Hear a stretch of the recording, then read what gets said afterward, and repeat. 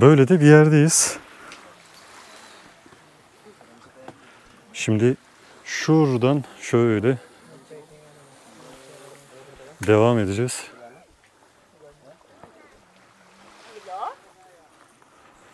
What is this? National Geographic.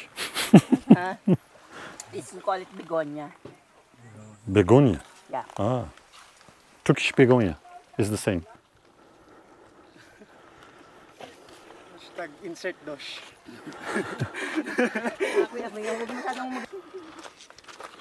Tamam, az çıkmış olabiliriz ama gayet de yukarılardayız. Ve buralar benim ayaklarım için aslında güzel değil. Ama şu renklere bakar mısınız?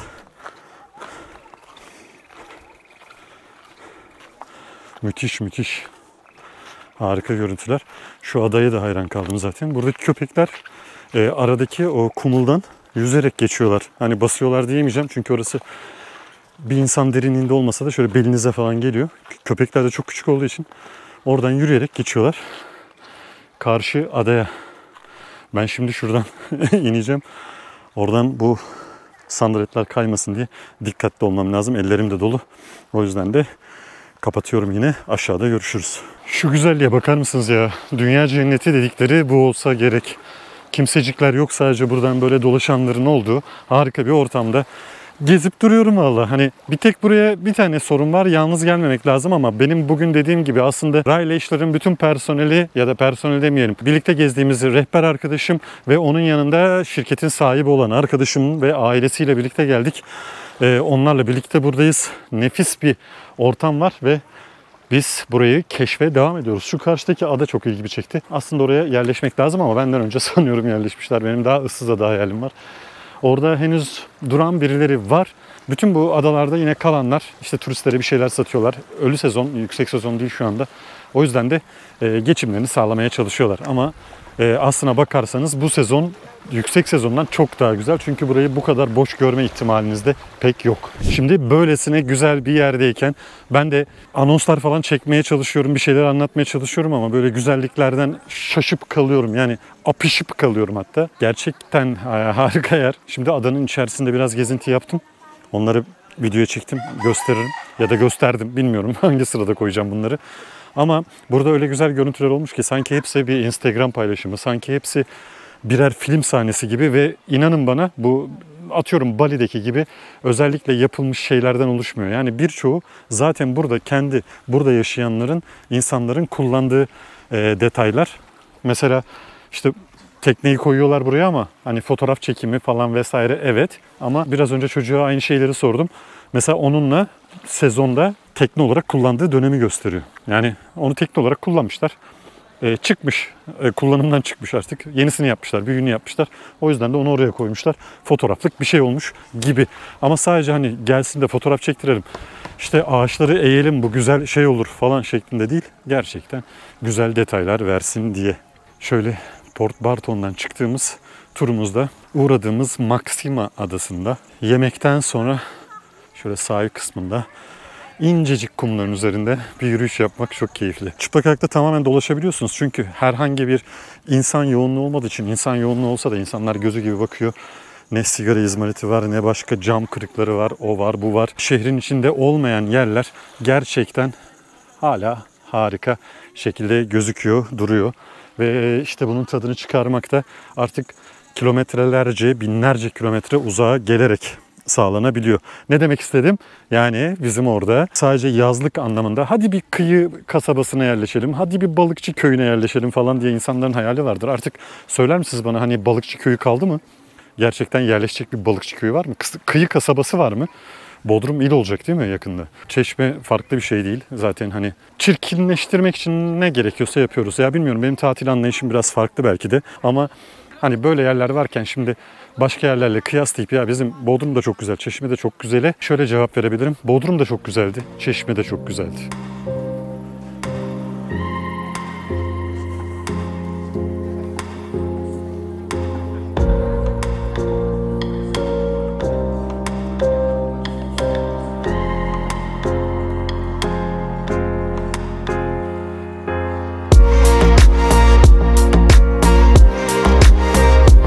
İnsanların teknelerle gelip burada kendi yemeklerini, mangallarını vesairelerini yaptıklarını göreceksiniz eğer buraya gelirseniz.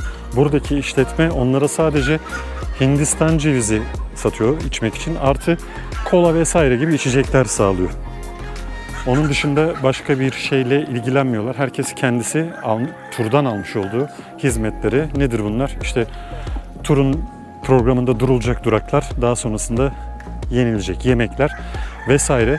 Yine kaptanlar, yani tur firması tarafından, anlaşılan tur firması buradaki teknecilerle anlaşıyor. Aynı dünyanın her yerinde olduğu gibi, bizde olduğu gibi hatta. Ve bunun dışında bu yeri şu anda bu temizleyen, bakımını sağlayan, işte tuvalet koymuşlar. İptidai de olsa bir takım oluşumları bu şekilde tutarak gerçekleştirmeye çalışıyorlar. Ve onlar burada ekstradan çok da fazla bir şey almıyorlar. Şöyle bir şey söyleyeyim. Hindistan cevizi, kocaman da böyle Hindistan cevizi satıyorlar. Hindistan cevizi suyu, hem de soğutulmuş. Bir dolar değil, öyle söyleyeyim size. Yani 50 peso. Turizm buraları yakında mahvedecek ama şu anda olabildiği kadar, ben bir bakayım pilimiz devam ediyor mu? Evet. Turizm yakında her yeri olduğu gibi buraları da mahvedecek gibi gözükse de Asya'da belirli bölgelerde hükümetler bunlara çok ciddi önlemler alıyorlar. İşte bu ağaç kesilmesiyle ilgili mesela yasa Filipinler'de bayağı bir sıkı uygulanıyor. Yine bu özellikle denizdeki yaşamla ilgili kısım bayağı bir insanlar sıkılarak, burada kontroller edilerek, yani kolluk kuvveti olarak dediğimiz sahil güvenlikten tutun, işte bu balık yetiştirme bölgelerini kontrol eden, denetleyen kurumlar dahil olmak üzere Filipinler'de bu adalar bölgesinde özellikle en fazla bunlarla ilgileniyorlar. Çünkü hükümetler biliyor ki turizmden böyle yerler olmadığından dolayı bu dönemde böyle yerleri tutabilirlerse çok büyük bir gelir elde edebileceklerini biliyorlar aslında. Ama dünyanın en büyük markaları oteller vesaire yapmak için bu bölgeleri maalesef muhtemelen işgal edecekler. Yani buralar kurtulur mu bilemiyorum. Ama Maldivler'den sonra hani bu efsanevi bir şey vardır. 50 yıl içinde Maldivler batacak, şöyle olacak, böyle olacak falan diye boyuna anlatılır. İşte ondan sonra eğer oradaki büyük sermaye gruplarının otelleri başka yerler ararsa sanırım bu bölgeleri işgal etme durumları olabilir. Her ne kadar buranın mevsimi değilse de şu anda öyle diyorlar ama müthiş bir hava var. En azından bana böyle denk geldi, güzel denk geldi. Tabii buranın mevsimi değil dediğimiz olayı hani kıştı, yazdı olarak ayırmayın. Şu anda onlara göre işte yağmur sezonu ama yağmur belirli dönemlerde yağıyor ya da işte geçişler yapıyor. Biraz önce şuradaki adalarda yağmur yağıyordu. Biz onun arasından geçtik. Buraya geldik, güneş açtı. Yani belki burada yağdı mı diyeceğim, sanmıyorum, yağmamış. Hani yağmış görüntüsü yok hiçbir yerde. Bir su birikintisi falan yok. Sadece dalgaların ıslaklığı var. Ama onun dışında şurada yağıyor, burada yağmıyor falan. Böyle bir geçişler var. Sürekli bir geçiş var. Ama Filipinler, çok konuştum biliyorum ama Filipinler çok etkileyici.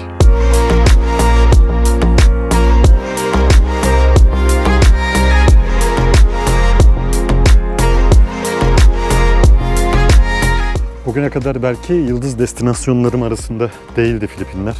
Birkaç kere gelip çok lüks testlerde falan kalınca çok da etkilememişti aslında. Çünkü onlardan her yerde var. Seyşeller'de var, Maldivler'de var. Keza bizde bile işte belirli yok Bali villaları, yok Tayland villaları, yok o villalar, bu villalar. Binlerce destinasyonda çeşitli olaylar var ama bu Filipinlerin özellikle bu kısmında İnanılmaz güzel şeyler gerçekleşiyor. Onlardan bir tanesi de kendi kendine normal halkla birlikte, gerçekten halkın da geldiği yerlerde müthiş işler yapabiliyorsunuz. Onlardan bir tanesindeyiz şimdi Royal Aşır Tur'la ve nefis, harika, müthiş bir gün geçiriyoruz. Hemen karşıda yağmur yağıyor. Şimdi birkaç noktada durup dalışlar gerçekleştiriyoruz ama o dalışların arasında nefis hareketli şeyler görüyoruz. Nedir o hareketli şeyler? İnanılmaz bir balık coğrafyası var ama balık popülasyonu var. Balık coğrafyası nedir ya? Hani dilim tutuldu artık. Boğazım da şiş bu arada. Muhtemelen su dokunduğunu düşünüyorum ama bu Asyalıların şu klima çalıştırma huyundan da olabilir. Ondan da şüpheliyim. Nefis insanlarla birlikteyiz dediğim gibi. Harika koylar geziyoruz. Bu 3 ya da 4. durağımız. Ben de karıştırdım artık. Yüzecek halim kalmadı. Bir de pilim yeterli değil.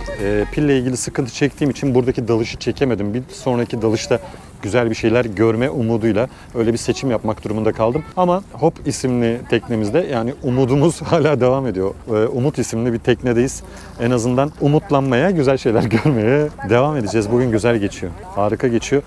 Bakın şimdi herkes bir şeyin peşinde. Biri yok kaplumbağa göreyim. Hani dalış yapılan yerlerde belirli cazibe noktalarında belirli şeyler gösterilir. İşte yunus balığı göreceksiniz, işte köpek balığı göreceksiniz, yok balina göreceksiniz. Çıtayı istediğiniz kadar yükseltebilirsiniz veya düşürebilirsiniz. Akvaryumdaki rengarenk balıkları göreceksiniz de olabilir. Ya da onun dışında işte su kaplumbağalarını, karettaları göreceksiniz gibi çeşitler de çıkabilir. Ama onun yanında şimdi burada da herkes yine benzer şekilde bir şeyler görmek için suyun altında. Bir şey söyleyeyim mi? Bu tip durumlarda işte şuraya bilmem ne görmeye gidiyoruz denildiğinde onu görmekle ilgili bir işim olmuyor benim. Çünkü en çok etkilendiğim kısım zaten o popülasyonda, o popülasyonun yaşadığı yerde olan diğer canlıları da diğer canlılarla birlikte yüzebilmek, orada onları yaşayabilmek gerçekten keyif verici. Ne dediğimi çok dalış yapanlar çok iyi anlayacaktır. Şimdi biraz daha şu dalan misafirlerimize birlikte gezdiğimiz arkadaşlarımıza, dostlarımıza bir bakalım.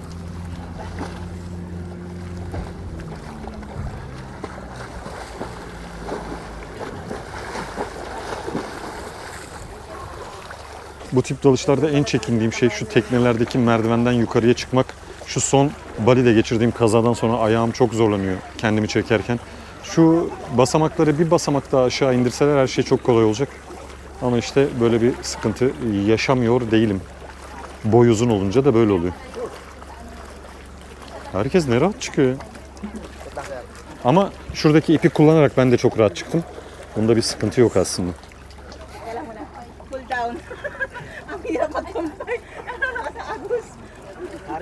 İşte tekneci bak, tekneci de böyle çıkıyor. En kolay çıkış şekillerinden bir tanesi. Bu da kaptanımız. Kaptanlarımızdan biri, tekne sahiplerinden biri aslında. Ve teknenin de rehberi. Turtles? Grabe. Okay, sir. Ma'am. Dito po tayo. Sige, sir. Open mo na, sir, yung mask, sir. Open nyo muna para makapaghinga pa kayo na ayos. Yeah, Suriname, Suriname. Ama haklılar. Yani buradaki en büyük olay zorlanmak çok doğal. Yan. Amit lang, mama. Başka türlü olmuyor. Biçimsiz tutunacak yer yok falan. Şu kenarlardaki şeyler kırılınca ya da işte zarar görmüş oluyor. Onlar biraz zorluyor. Okay, 1, 2. Yeah, okay, süper. Sir. Did you see? Yeah. Yeah? Two.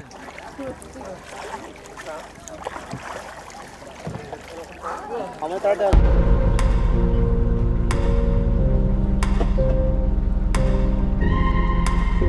Magaling na kasi natin ang island. Pero ito yung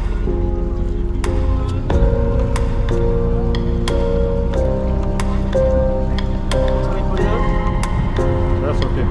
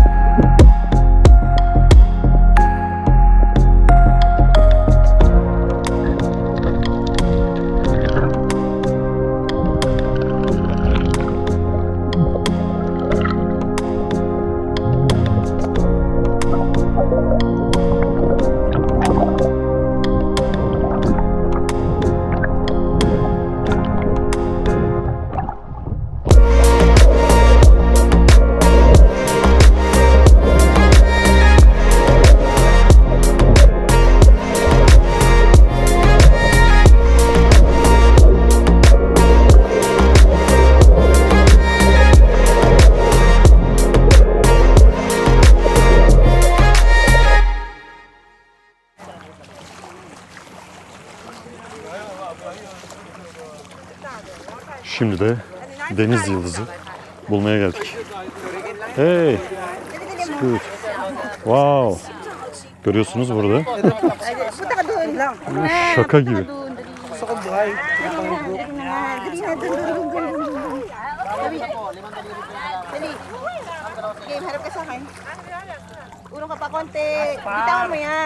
Vallahi kimi zaman deniz yıldızı bulduk diye seviniyoruz ama Bunlar ne ya? Bunlar deniz yıldızı ise bizim gördüklerimiz ne ola ki?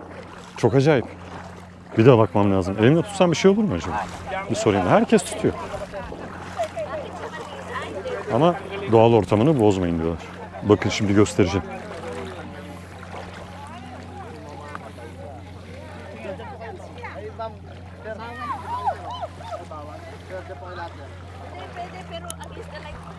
Bu deniz yıldızlarını bir araştırmak lazım. Acaba ne yararları var? Bir de böyle düşünüyoruz ya bazen, ne yararları var? Sanki bizim pek yararımız var dünyaya.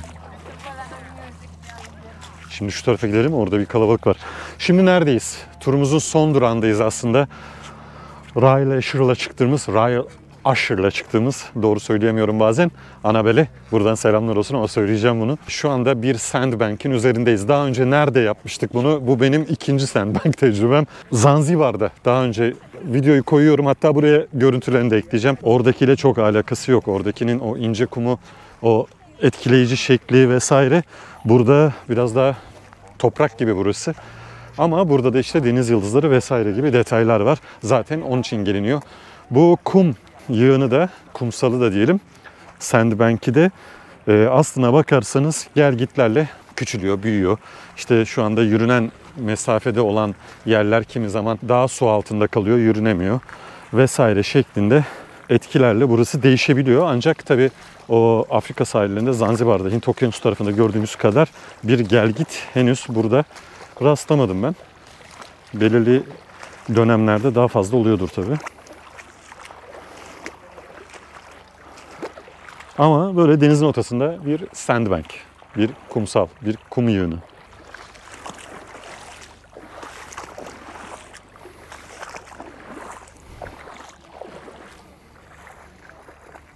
Port Barton'dan çıktığımız tur 6 durak yapıyor. Bu 6 durağın 3'ünde şnorkelli dalış yapıyorsunuz. Birinde yemek yiyorsunuz. Yine deniz molası 2 saate yakın. Arkasından bir adada daha duruyoruz. Sonrasında da yine burası var. Sonra yine Port Barton'a gidiyoruz. Port Barton'un kendi sahili de çok güzel. Artı onun içerisinde geldiğinizde, belki turla gelmezseniz, orada kalırsanız yine çok keyifli yerler var. Yerler, moteller, pansiyonlar vesaire şeklinde. Biraz bize bizim Olimpos'u andırıyor ama hani etrafında Olimpos'tan çıkınca yarım saat sonra devasa otellerin olduğu bir bölgeye gelmiyorsunuz. Ve deniz çok farklı. Ha bir de deniz mi dedim? Okyanus. Yine de sevgili Filipinler kusura bakmasın ama sanıyorum Maldivler'deki sandbank olayları, oluşumları diyelim, daha şekilli ve güzel. Artı olarak bir de tabii ki Zanzibar'da Stone Town açıklarında bulunan sandbank de çok güzel. Nakupenda adası olarak isimlendirilen, Seni Seviyorum adası olarak isimlendirilen ada. Zanzibar videolarını da mutlaka izleyin. Zanzibar bu dünyada gezilecek güzel yerlerden bir tanesi. Benim tavsiyelerim oyunsuz.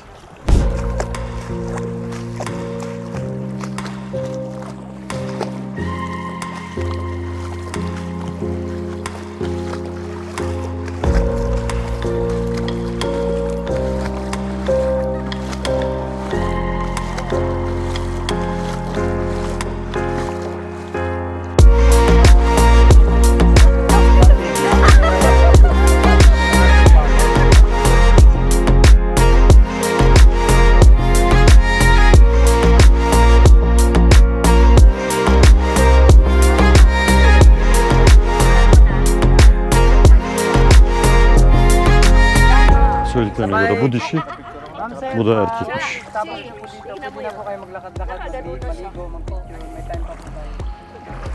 Acaba bu deniz yıldızlarının burayı tercih etme nedeni ne? Ya bu merak. Başıma iş edecek. Boşuna söylememişler o atasözlerini.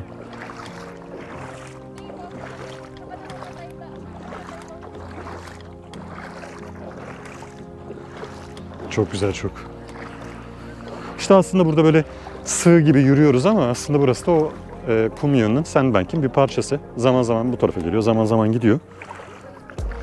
Böyle. Filipinler işte.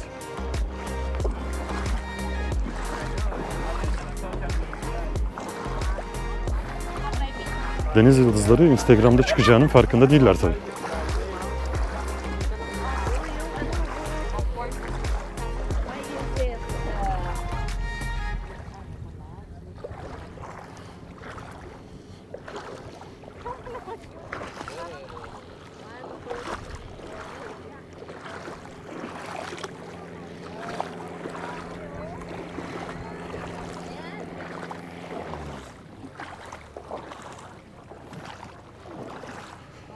Şuradaki ağaçlık yerleri görüyorsunuz. İşte Port Barton, dediğim gibi ilk başlarda ağaçları, yani kerestecilik üzerine ağaçları keserek insanların burada gelir sağladıkları bir yere dönüşmüş.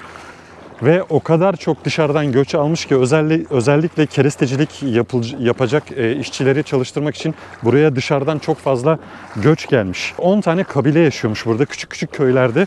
O zamanki halini çok merak ediyorum aslında. Şu anda da bizim böyle hayallerde hani buranın eski halini çok merak ediyorum gibi bir yer değil burası. Çünkü aslında eski hali gibi.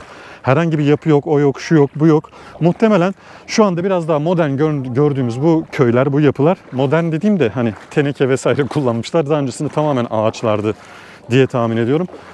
Kabilelerin yaşadığı köyler aynı yerlerde devam ediyorlar aslına bakarsanız.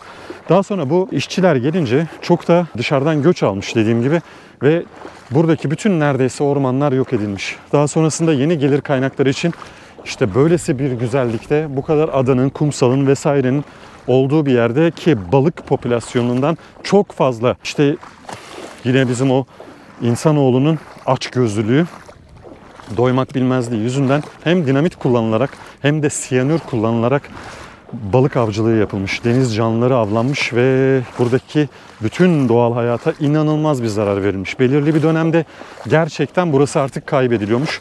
Daha sonrasında resmen bir devlet koruma programına girmiş.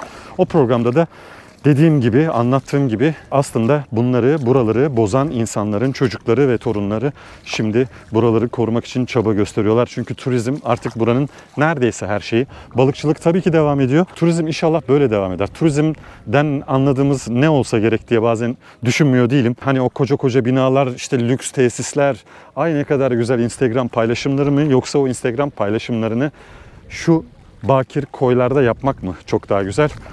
Mesaj vermek değil niyetim ama hani burada aldığım keyfi ne o lüks testlerin, en konforlu testlerin içerisinde yaşadığım günlerde alıyorum, ne de işte dünyanın en etkili yerlerinde, en güzel yerlerindeki müthiş testlerin, müthiş konforlu, müthiş lüks testlerin içerisindeki hizmetlerden alıyorum.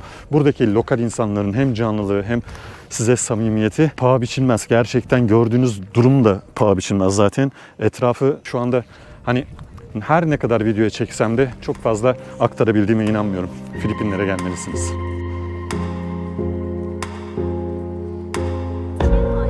One more, one more.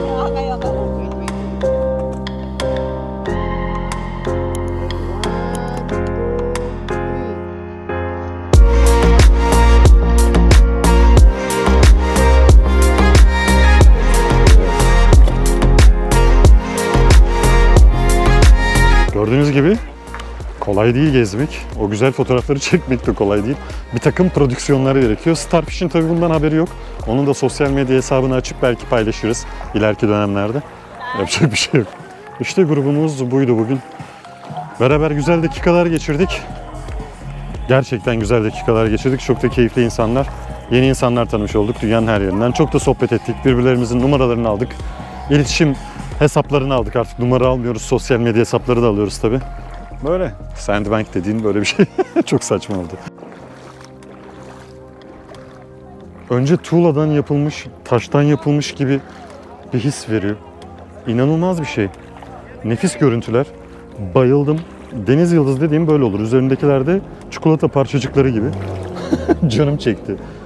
Bakın bir tur teknesi daha geliyor buraya. Nefis görüntülerle insanların güzel bir şekilde, neşeli bir şekilde, keyifli bir şekilde yaşadıkları ülkeler bunlar. Adacıklar bunlar, adalar bunlar. Eğer sıkılmazsanız Filipinler hakkında bir yerde durup çok şey anlatmak istiyorum. Sıkılmazsanız da o videoyu çok da görüntü olmadan yine sohbet şeklinde, hani bazı yerlerde yapıyoruz, Beyrut'ta vesaire yapmıştık. Onun gibi Filipinler hakkında kendi izlenimlerimi hem aktarmak hem de bazı tiyolar vererek Filipinlere daha çok kişinin gelmesini, benim bu şu anda paylaştığım bu güzellikleri daha çok kişinin yerinde görmesini istiyorum. Bende de böyle bir şey var, ne yapayım? İşim gereği de artık böyle yapacağız. Yapacak bir şey yok. Şuraya doğru gideyim, orada bir deniz yıldızı popülasyonu var gibi. Herkes orada. Ben de gideyim bakayım denizin ortasına doğru şöyle yürümek. Hep deniz diyorum değil mi? Tamam.